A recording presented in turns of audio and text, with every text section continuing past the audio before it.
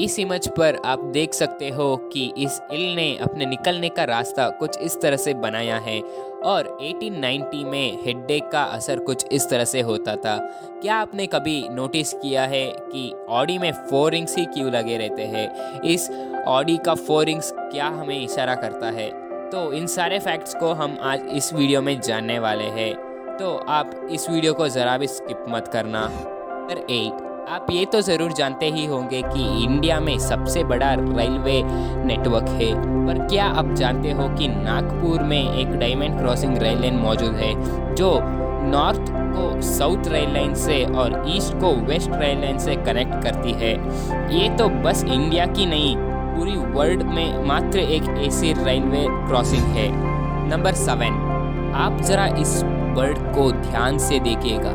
इसे अगर आप देखोगे तो आपको यूँ नज़र आता है जैसे कि इसका सर बहुत बड़ा है और इसकी आंखें यहाँ मौजूद है, और अगर आप इसे ध्यान से देखोगे तो आपको पता चल जाएगा कि ये इसका फेक आइस है जो ये इस बर्ड को अपने आप को डेंजरस मानने के लिए यूज़ करती है, और इस अमेजिंग बर्ड का नाम है the Himalayan Griffin vulture.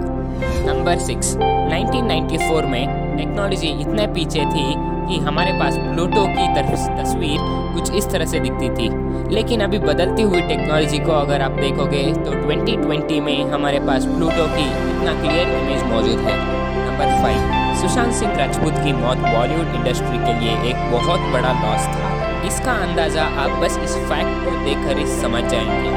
PK movie में जो आपने सुशांत सिंह राजपूत का टर्निंग रोल को देखा था, उसके लिए सुशांत सिंह राजपूत ने प्रोड्यूसर से एक पैसा भी चार्ज नहीं किया था। दरअसल वो बस राजकुमार हिरानी जैसे ग्रेट डायरेक्टर के साथ काम करना चाहता था। बदले में राजकुमार हिरानी ने उसे पैसे के बदले कुछ एक्टिंग के बुक्स दिए थे। इससे एक्टर्स को ये सीखना चाहिए जो बेकार के एक्टिंग करके भी बहुत मोटी मोटी रकम को कमा लेते हैं। हाँ, बॉलीवुड को सुशांत से कौन सी अच्छी बात को सीखने हैं वो आप कमेंट में ज़रूर बताएगा। नंबर 4, आप इस इमेज को देखो। इस इमेज में जो अंधे इंसान वाटर टैप को नहीं खोल पाता, उसे एक फीमेल मंकी ने इनकी कैसे हेल्प करता है इसे दिखाया गया है, जो ये बताता है कि काइंडनेस सिर्फ इंसानों में नहीं जानवरों में भी रहता है। नंबर 3, एक बार एक पिता बहुत बुरे सिचुएशन में रहता है, तो वो उसके बेटे को कहता है कि इस वॉच मुझे तुम्हारे दादाजी ने दिया था और इस वॉच करीब 200 साल पुराना है। तुम इसको ले जाकर इसकी कीमत पूछकर आना किसी भी एक वॉच के शॉप में। वो थोड़ी देर बाद आता है और उसके पिता को कहता है कि उस शॉप वाले ने मुझे कहा कि वो बस इसके $5 ही देगा, कि ये बहुत पुराना वॉच है। तो उसके पिता कहते हैं कि तुम और एक दुकान को जाके इसका कीमत पूछ कर आओ। तो उस दुकान वाला भी यही बोलता है कि मैं इस वॉच का कीमत लगा सकता हूँ सिर्फ $7 से $8 और फिर उसका पिता कहता है तुम अभी इसको ले जाकर किसी भी एक म्यूज़ियम में दिखा कर लाना। तो उसका बेटा चले जाता है एक म्यूज़ियम में दिखाने के लिए, और उस म्यूज़ियम वाले कहते हैं कि मैं आपको इस वॉच का $1 मिलियन दूंगा। और वो बेटा उसके पिता के पास भागता हुआ चले जाता है और उसको कहता है कि म्यूज़ियम वालों ने कहा कि वो इसे $1 मिलियन देंगे। और उसका पिता उसे कहता है कि बेटा, ये दुनिया दस्तूर है, सभी लोग सभी चीज़ों का असली वैल्यू नहीं जानते हैं, वो बस उसे अपना मतलब के लिए इस्तेमाल करते हैं। इसीलिए आप अपने को कभी वहाँ मत रखना जहाँ आपका टैलेंट का वैल्यू ना हो।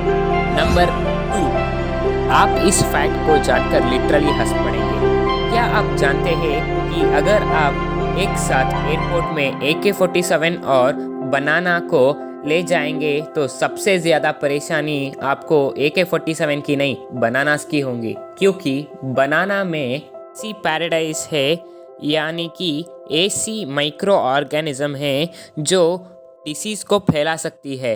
वो होते हैं जो 1 घंटे में तो पाया जाता है, लेकिन दूसरे घंटे वो ख़राब भी हो सकता है क्योंकि आपको एयरपोर्ट में या फ्लाइट में ज़्यादा टेम्परेचर रहेगा, इसीलिए बनानास को एयरपोर्ट में ज़्यादा प्रेफर नहीं करेंगे। नंबर 1, क्या आपने कभी इमेजिन किया है कि आखिर में ऑडी कंपनी अपनी लोगों के लिए 4 रिंग्स का ही यूज़ क्यों करती है?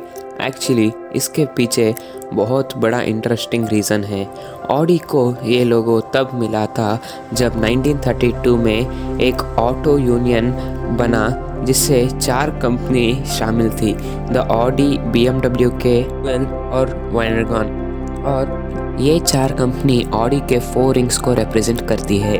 और अभी के टाइम में इस ऑटो यूनियन को वैगन ऑन करती है, बुगाटी, लैम्बोर्गिनी और डुगाटी, इसी तरह और कंपनी को भी ओन करती है। तो ये था आज का वीडियो। अगर आपको वीडियो अच्छा लगा तो लाइक, शेयर और सब्सक्राइब ज़रूर कीजिएगा। तो मिलते हैं अगले वीडियो तक, तब तक के लिए गुड बाय।